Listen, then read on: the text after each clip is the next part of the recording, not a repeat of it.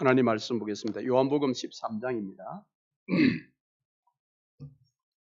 13장 31절 말씀부터 38절까지 보겠습니다.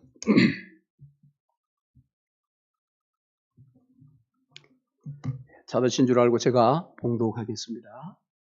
그가 나간 후에 예수께서 이르시되 지금 인자가 영광을 받았고 하나님도 인자로 말미암아 영광을 받으셨도다.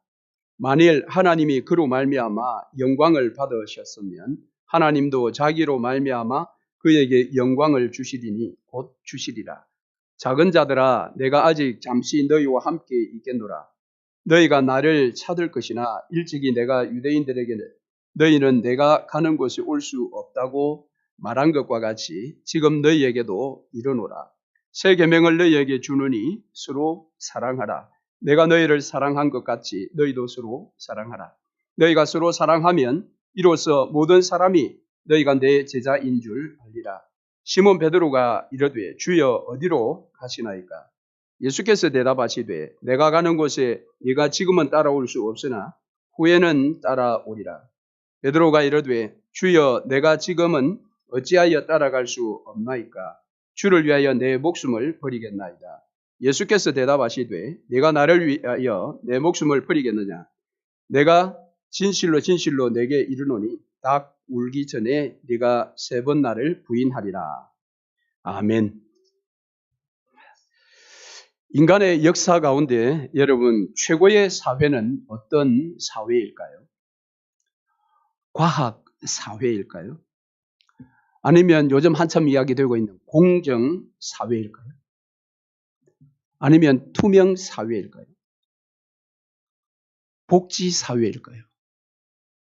어떤 사회가 가장 최고의 사회일까? 저는 자기다움의 사회다 그렇게 봅니다. 자기다움의 사회. 그것이 최고의 사회입니다.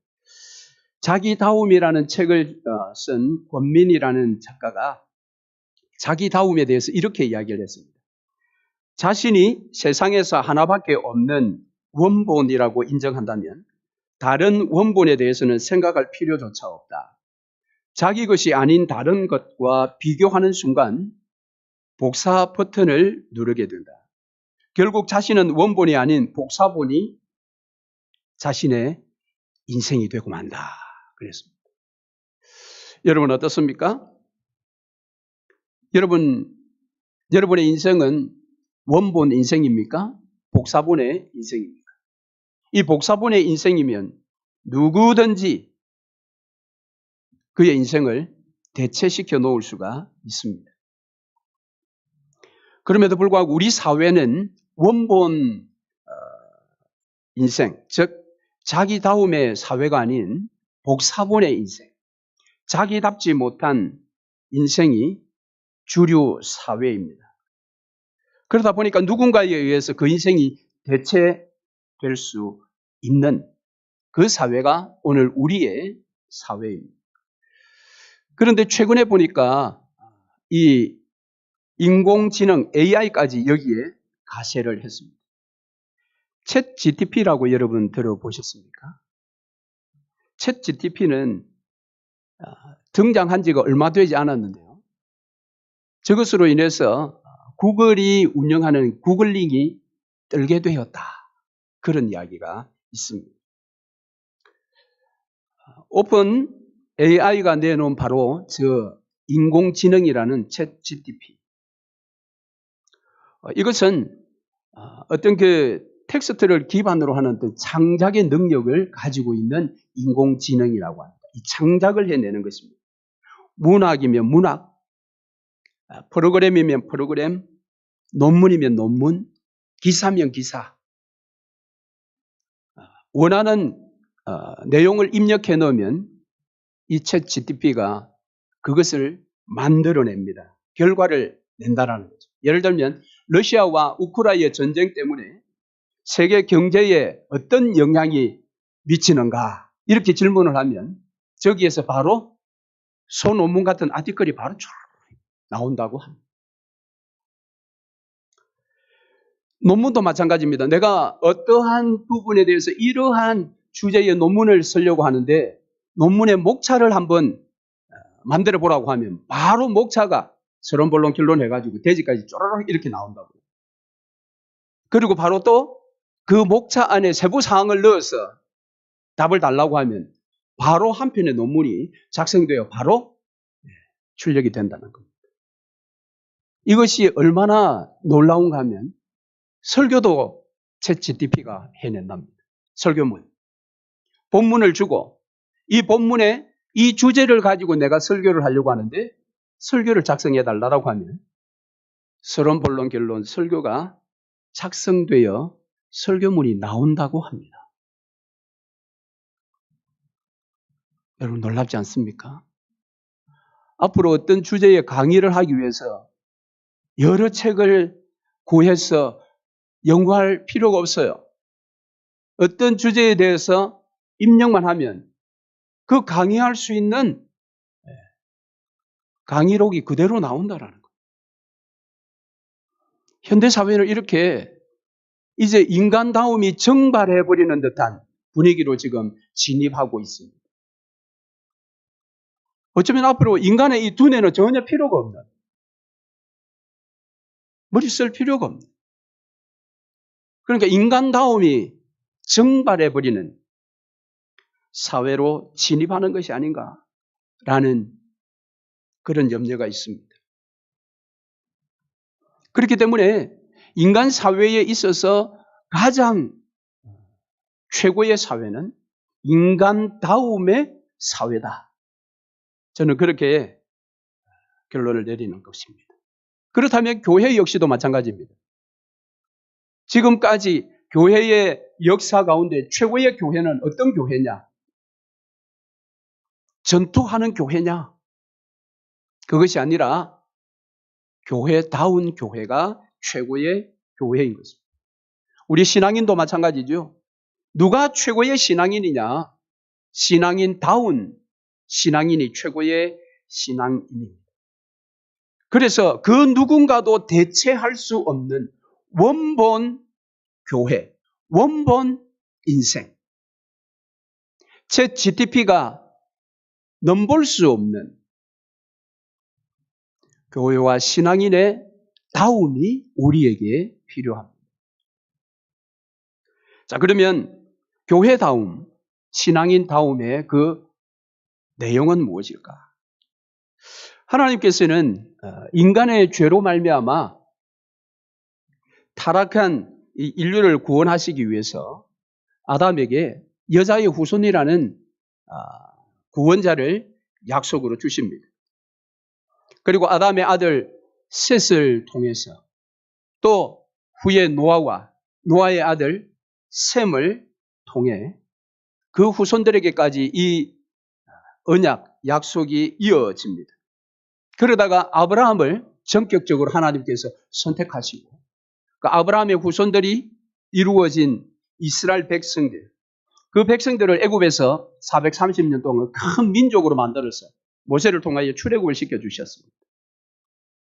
그리고 약속의 땅 가나안 땅에 들어가기 전에 시내산에 모아서 그들로 하여금 제사장 나라와 거룩한 시민의 그런 언약식을 체결합니다.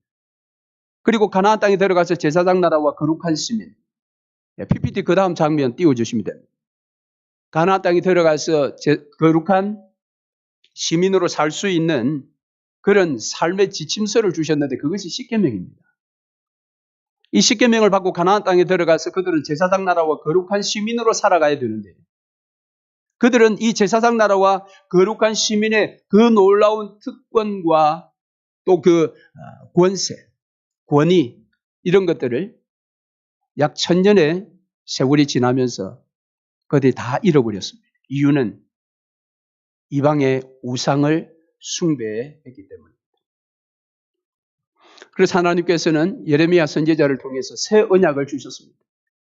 너희가 바벨론의 70년의 포로 생활을 통해서 재교육을 받아서 돌아오면 내가 너희를 새로운 나라로 만들어주겠다. 그렇게 약속을 했습니다. 그러나 돌아온 그들은 얼마 지나지 않아 또 죄 가운데 오염되고 말았습니다. 그래서 신구약 중간기에 약 400년의 암흑기가 흘러가고 드디어 이제 때가 되었어. 새 언약의 주인공이신 메시아 예수 그리스도가 이 땅에 인간의 몸을 입고 오셨습니다. 그리고 공생의 3년 동안 가르치시고 전파하시고 치유하시는 이 사역을 통해서 구약의 그 율법, 십계명을 대표로 하는 그 율법을 완전히 완성시키셨습니다. 그리고 십자가 위에서 죽으시기 전에 다 이루었다라는 선언을 하심으로 이제 새로운 나라가 시작된 것입니다. 즉, 이 제사장 나라를 수렴하는 하나님의 나라가 시작되었습니다. 그래서 제사장 나라가 하나님 나라 안에 들어갔다라는 그 증표로 예루살렘 성전의 그 놀라운 두께의 휘장이 위에서부터 아래로 찢어졌습니다. 1500년 기간 동안 지속되었던 제사장 나라가 끝이 나고 하나님의 나라가 시작이 된 것입니다. 바로 이 하나님의 나라가 시작되는 전날 밤에 예수께서 제자들과 다 함께 모여서 1500년 동안 지켜왔던 유월절을 자신의 살과 피를 기념하는 성찬식으로 바꾸어 주셨습니다. 그러시면서 새 언약을 말씀을 하셨습니다. 이 새 언약은 이제 예수 그리스도의 죽으심으로 말미암아 새롭게 열리는 새로운 공동체, 하나님 나라의 지침서인 계명입니다.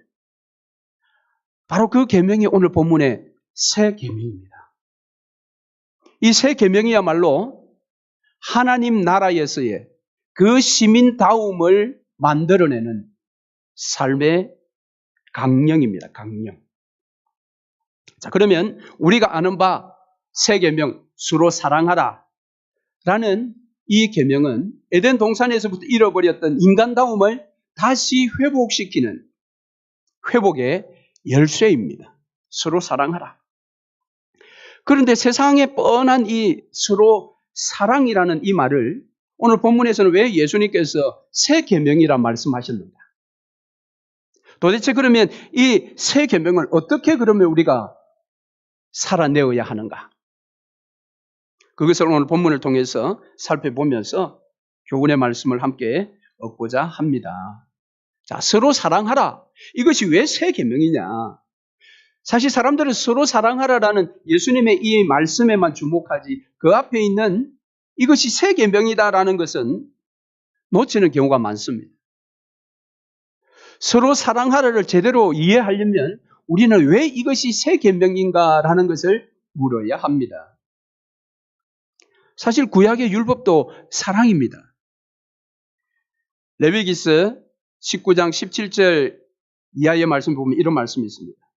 너는 내 형제를 마음으로 미워하지 말며 원수를 갚지 말며 동포를 원망하지 말며 내 이웃 사랑하기를 내 자신과 같이 사랑하라. 이미 구약의 율법에서도 이웃을 사랑하라는 말씀이 나왔어요. 그래서 사도 바울은 로마서 13장 8절 이하의 말씀에 이 사랑은 율법의 완성이다라고까지 말했습니다. 이처럼 서로 사랑하라라는 것은 낯선 계명이 아닙니다. 예수님께서 말씀하신 이 사랑의 새 계명은 구약의 율법에서도 나타나는,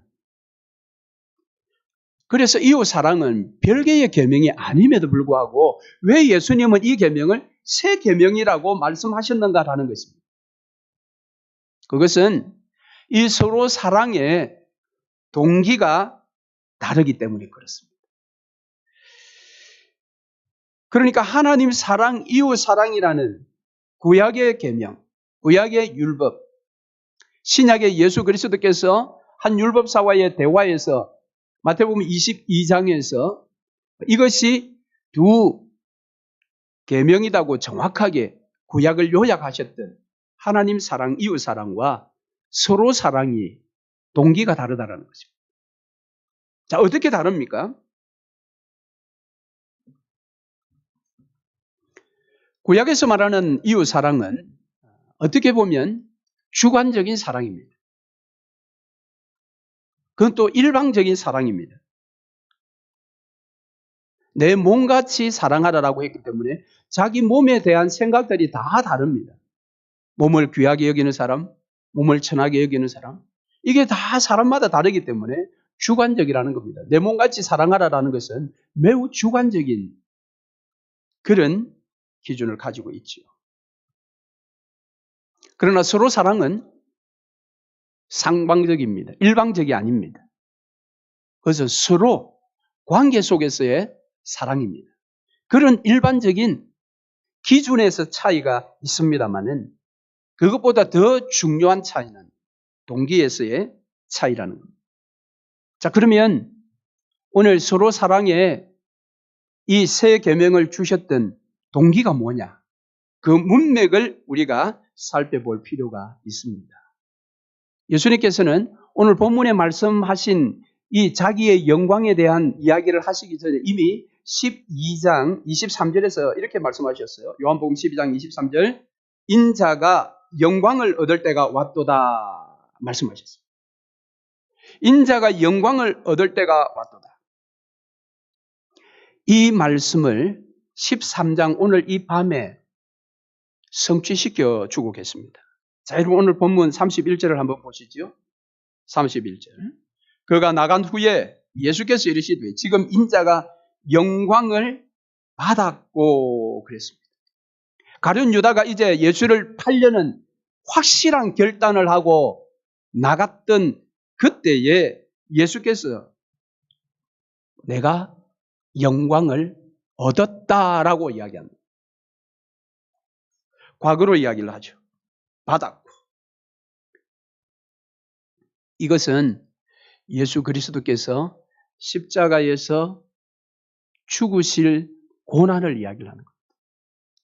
내일 되면 십자가에 달려서 죽으실 그 고난. 그 고난을 이미 예수님은 받으신 걸로 말씀하십니다. 그 고난을 받으셨기에 내가 영광을 얻었다.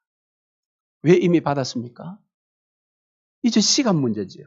가룟 유다가 나갔기 때문에 예수님 십자가에 육신적으로 죽으시는 것은 시간의 문제입니다. 그래서 영광을 얻었다. 그 다음 32절 말씀에 보면 만일 하나님이 그로 말미암아 영광을 받으셨으면 하나님도 자기로 말미암아 그에게 영광을 주시리니 곧 주시리라. 이건 이제 미래죠. 이 말의 내용은 무엇인가 하면 영광을 주실 것이다.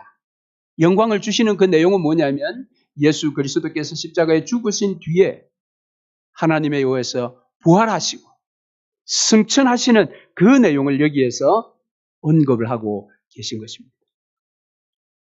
그러니까 예수님은 지금 자신의 십자가의 죽음과 그리고 사흘 만에 부활하실 것과 그리고 승천하실 것, 이 모든 것이 영광이다라고 그렇게 여기에서 말씀하고 계신 것입니다.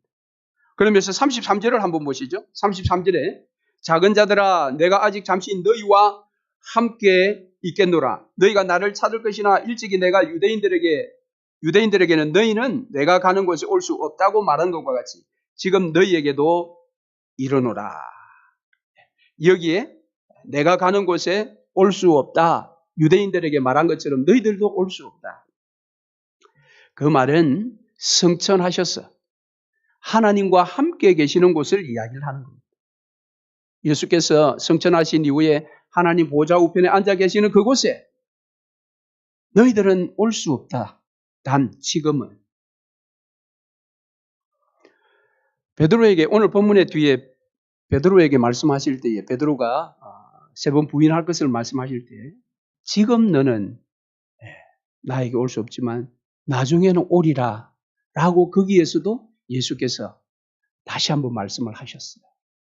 그러니까 오늘 이 본문의 31절부터 33절 말씀은 예수 그리스도의 죽으심과 그의 부활과 승천과 승천 이후에 하나님 나라에 하나님 우편에 계시는 그 모든 내용들을 여기에 함께 담고 있는 것입니다.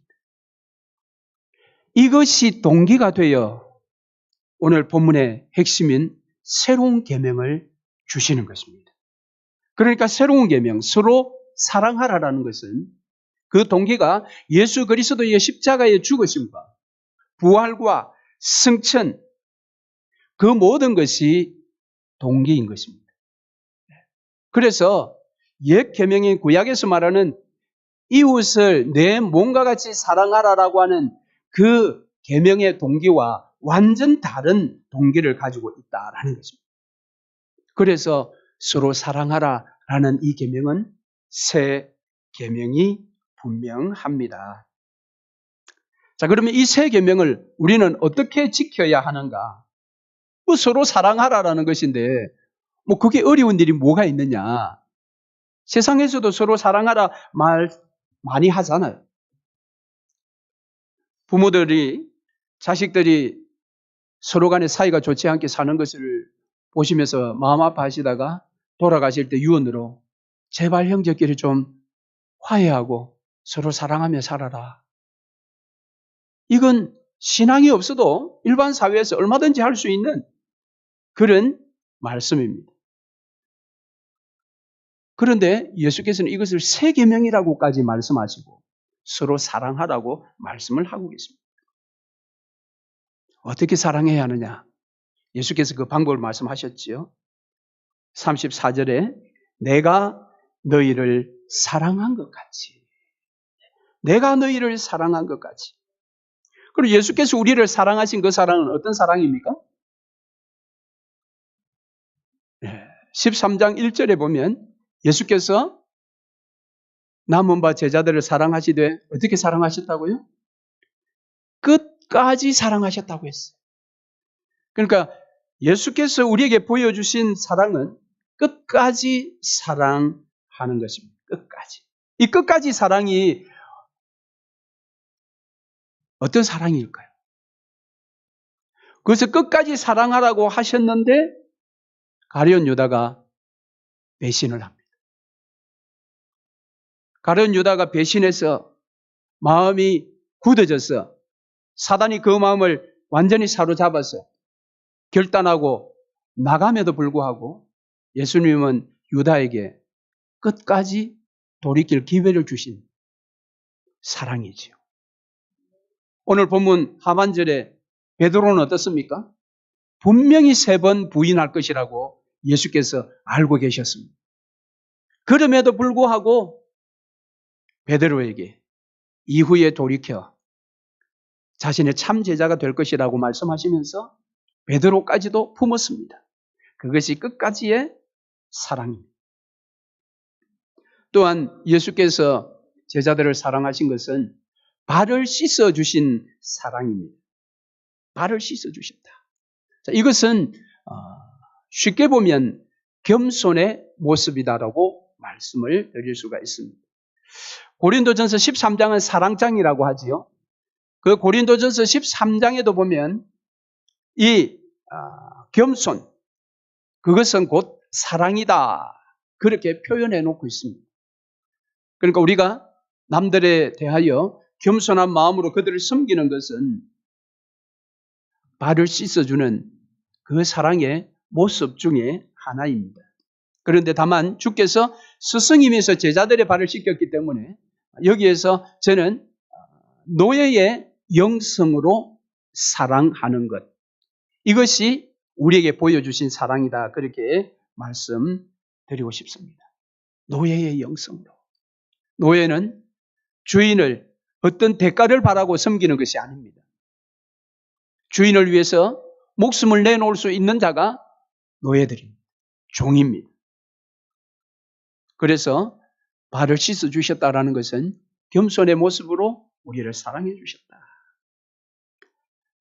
그것보다 더 중요한 의미가 발을 씻어주신 이 세족식에 있습니다. 그것은 하늘의 미랄이 되신 것입니다. 요한복음 12장 23절로 한번 가보십시다. 요한복음 12장 23절. 25절까지 제가 한번 읽겠습니다.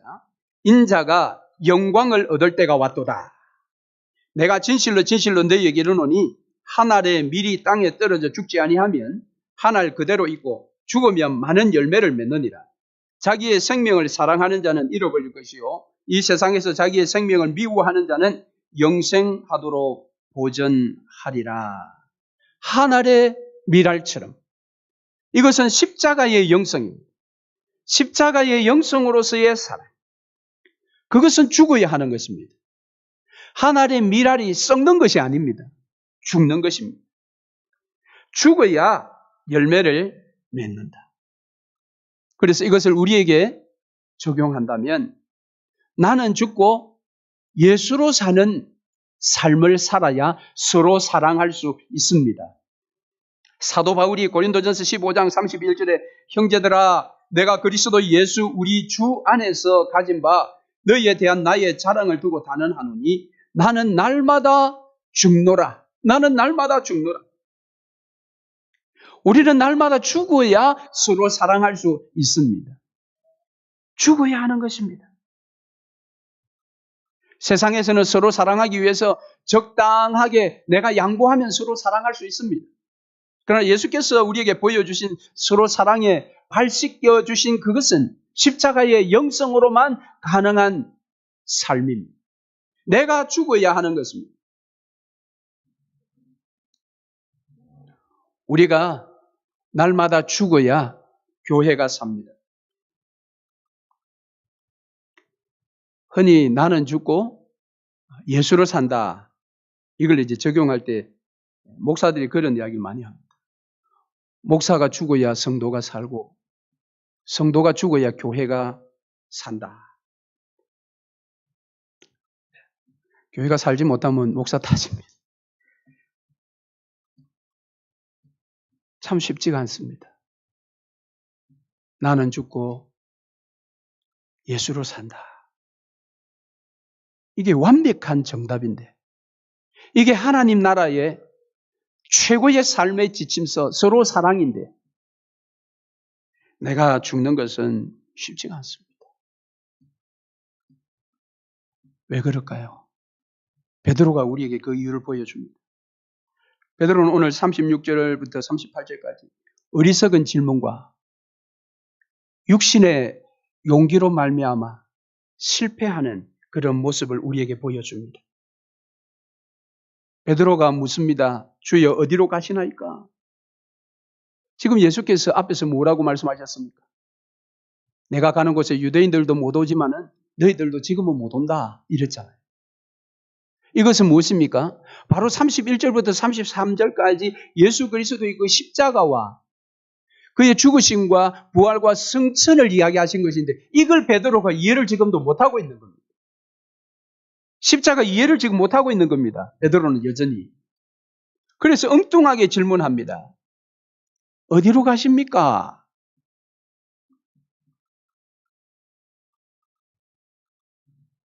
그래서 예수께서 뭐라고 말씀하셨습니까? 내가 가는 곳에 네가 지금은 따라올 수 없으나 후에는 따라오리라.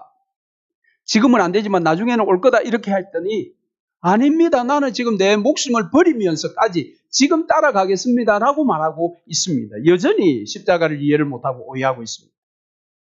그러니까 십자가의 이 영광, 예수께서 말씀하시는 나는 영광을 받았다. 영광을 주실 것이다. 이 놀라운 말씀을 베드로는 이해를 못하고 있어요. 이거 베드로는 베드로만의 문제겠습니까? 베드로는 제자들의 대표입니다.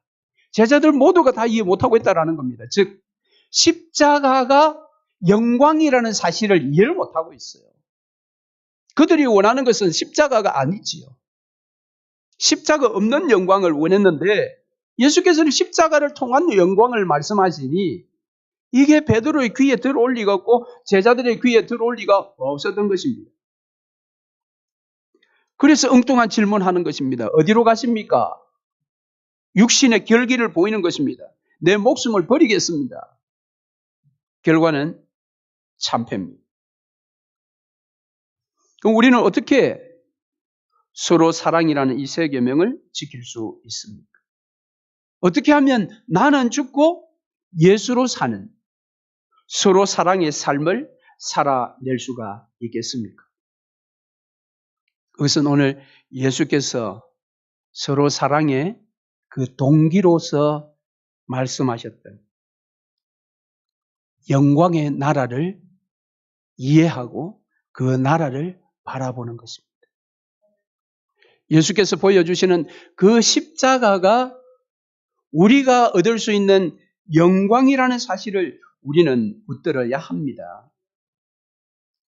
십자가에 죽으시고 부활하시고 승천하신 후에 가신 그 나라가 우리의 눈에 들어와야 합니다. 예수님께서도 이 십자가를 당당하게 지실 수 있었던 것은 십자가 뒤에 부활과 승천을 통하여 예수께서 다시 가실 그 나라의 영광을 생각하셨기 때문에 예수께서는 가룟 유다가 배반해서 자신을 십자가에 못 박게 만들 것이라는 걸 알면서도 그것을 막지 않으셨다라는 것입니다. 그래서 그 나라의 영광을 지금 이 제자들에게 지금 설명하고 있는 것입니다. 너희들은 이 영광의 나라를 이해하고 이 영광의 나라를 나처럼 사모하고 이 영광의 나라를 너희들이 보아야 한다라고 합니다. 그것을 본 자만이 세 계명 서로 사랑할 수 있습니다. 그리고 그 영광을 그 나라를 통해 얻기를 원하는 자들에게는 성령께서 서로 사랑할 수 있는 그 사랑을 부어주십니다. 로마서 5장 5절입니다.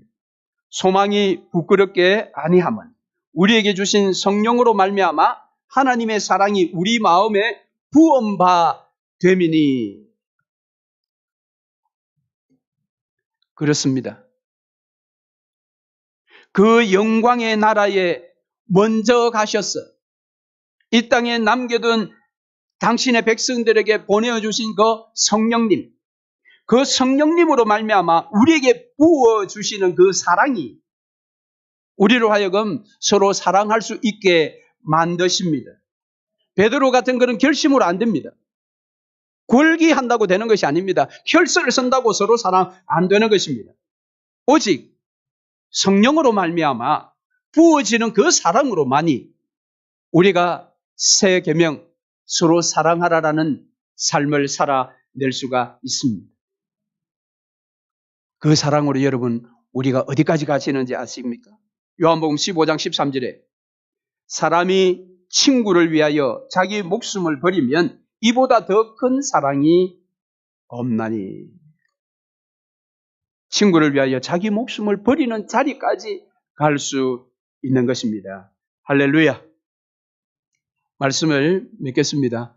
복음서 기자 중에 이 세 계명을 기록한 유일한 저자가 바로 이 요한입니다. 요한이 이제 뒤에 요한 1서를 기록하며 이 세 계명에 대한 말씀을 다시 한번 설명을 하셨습니다.